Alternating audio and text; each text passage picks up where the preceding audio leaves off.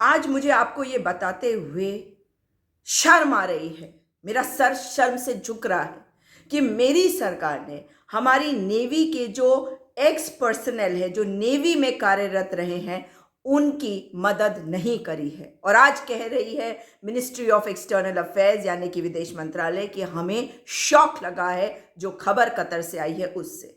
ये खबर आखिर है क्या?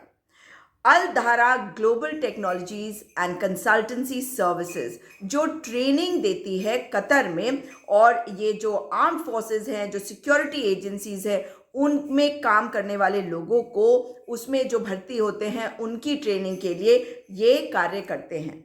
और इस ट्रेनिंग में हमारे 8 लोग कैसे फंस गए, और आज तक कतर की सरकार ने ये नहीं बताया कि इनके ऊपर चार्जेस क्या है। जी हाँ, जब मैं चार्जेस की बात कर रही हूँ तो आप सोच रहे होंगे कि क्या बात कर रही हूँ।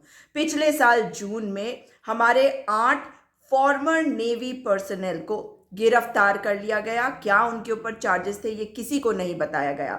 अल धारा कंपनी में ये कार्य करते थे, पहले ये नेवी में थे, यानी कि इनके पास पूरी नेवी की ट्रेनिंग रही है, नेवी में इन्होंने काम किया है। कतर की सरकार ने इनको जब गिरफ्तार किया तो हमारी सरकार को तुरंत कार्रवाई करनी चाहिए थी, मगर ऐसा नहीं हुआ। और हुआ ये कि पिछले साल अगस्त यानी कि 2022 में इनको गिरफ्तार किया गया और अलग अलग सॉलिटरी कन्फाइनमेंट, मतलब अलग अलग अकेले इनको अलग अलग सेल्स में रखा गया गिरफ्तार करने के बाद। और हमारी सरकार को उसी वक्त इनको लीगल असिस्टेंस देनी चाहिए थी, मगर ऐसा लग नहीं रहा कि हमारी सरकार ने इस मैटर को उठाया। और जो अब वहाँ पे, जैसे हमारे यहाँ ट्रायल कोर्ट है, वहाँ पे जो कोर्ट ऑफ फर्स्ट इंस्टेंस है, वहाँ पर एक जजमेंट आया है एक केस में, जिसमें ये 8 नेवी के पर्सनल इन्वॉल्व्ड है, और उसमें इनको मौत की सजा सुनाई गई है, मौत की सजा। और एक्सटर्नल अफेयर्स मिनिस्ट्री, विदेश मंत्रालय कहता है कि we are in deep shock, और हम इनके परिवारों को पूरी तरह से मदद करने की कोशिश कर रहे हैं और इनके टच में हैं।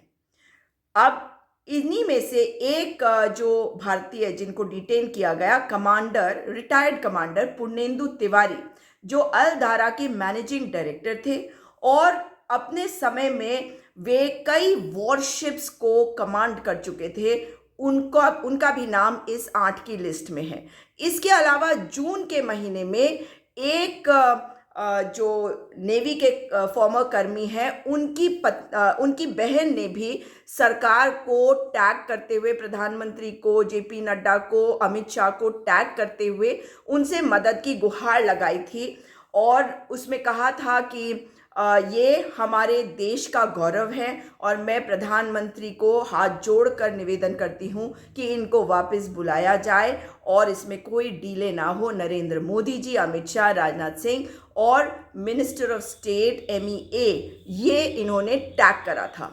मगर अब जो खबर आई है उससे ये साफ हो गया है कि कतर में क्या हुआ पता नहीं, लेकिन एक कोई जर्नलिस्ट बताए जा रहे हैं जिन्होंने इस पर जब रिपोर्टिंग करी, पुरुष जर्नलिस्ट या महिला जर्नलिस्ट ये तो पता नहीं, मगर पति पत्नी वहाँ थे, और उनमें से एक पत्रकार थे। जब उन्होंने रिपोर्टिंग करी इस पर और ये खबर आई, तब उनको देश को छोड़ने के लिए कहा गया, यानी कि कतर को छोड़ने के लिए कहा गया।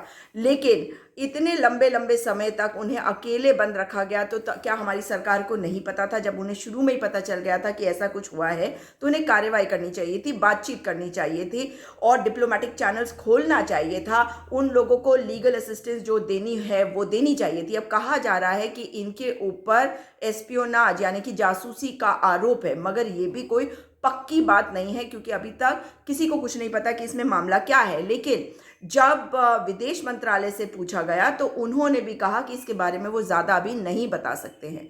कितने दुर्भाग्यपूर्ण है कि हमारे देश के जो वीर जवान हैं, जो हमारे वीर सैनिक हैं, चाहे वो नेवी के हो, आर्मी के हो या एयरफोर्स के हो, वो देश की सेवा करते हैं। उसके बाद जब वो रिटायर होकर कहीं और नौकरी करते हैं, तब भी वो हमारी जिम्मेदारी है कि हम उनकी सुरक्षा की ओर ध्यान दें। और अगर उनके ऊपर जासूसी का आरोप लग रहा है और उसके बाद उनको मौत की सज़ा सुनाई गई है, तो प्रधानमंत्री की तरफ से मुझे एक भी ट्वीट अभी तक नहीं दिखा है।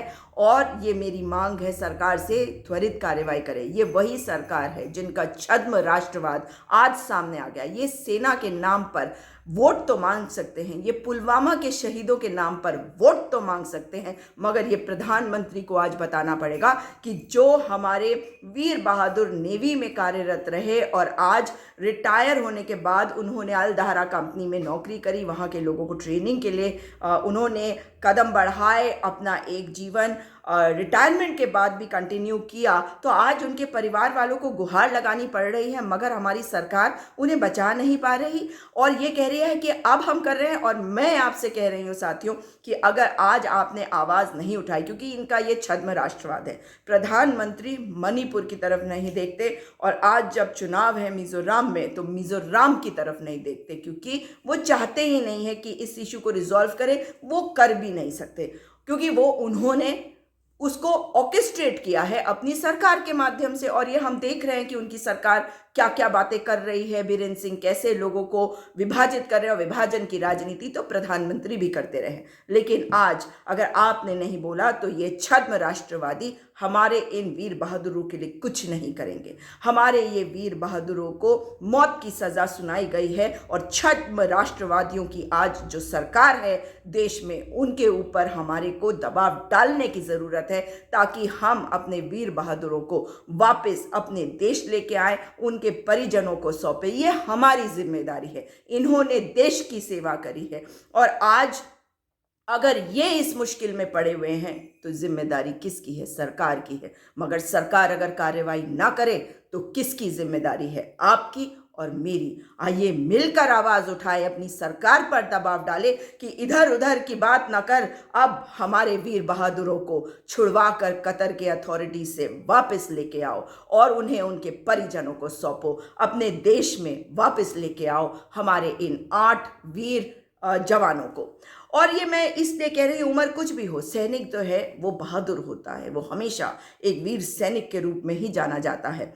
अब इसी मामले में जब पार्लियामेंट सेशन हुआ था 2022 दिसंबर में, तो कांग्रेस के नेता और सांसद मनीष तिवारी जी ने इस बात को उठाया था कि जो हमारे 8 नेवी के पर्सनल वहाँ पर फंसे हैं, जिनके ऊपर इस तरह से हो रहा है, जिनके साथ जिनको लॉक बंद कर दिया गया है, जिनके ऊपर केस हो गया है, उनको छुड़वाने के लिए तुरंत कार्रवाई करे हमारी सरकार। मगर विपक्ष की बात नहीं सुनते, ना सुने, मगर आपकी तो सुनते हैं और आपके साथ ही हम खड़े हैं और हम अपनी बात को सुना के रहेंगे। लेकिन अब ज़रूरी ये है कि हम अकेले ना हो, क्योंकि अगर आप सचमुच में अपने देश से प्यार करते हैं, आप अपने सैनिकों से प्यार करते हैं, तो मेरे प्यारे साथियों, मेरे प्यारे देशवासियों, आज अपने नेवी के जो एक्स पर्सनल हैं नेवी वाले, उनको छुड़वाने के लिए अपनी सरकार पर दबाव डाले, ताकि वो कतर की सरकार से बात करें और उन्हें सुरक्षित हिफाजत के साथ वापस देश में लेके आए। इस वीडियो को शेयर करिए ताकि ज़्यादा से ज़्यादा लोग इस बात को उठाए। छद्म राष्ट्रवादियों की आज सरकार है, लेकिन आप भारतीय हैं, आपके अंदर वो जज्बा है कि आप अपने सैनिकों से प्रेम करते हैं, वो सैनिक जिनकी वजह से हम अपने घर में हिफाजत की नींद सोते हैं। इसलिए आइए मिलकर उनके लिए आवाज़ उठाएं, ज़्यादा से ज़्यादा लोगों तक अपनी बात को पहुंचाएं। नमस्कार, जय हिंद।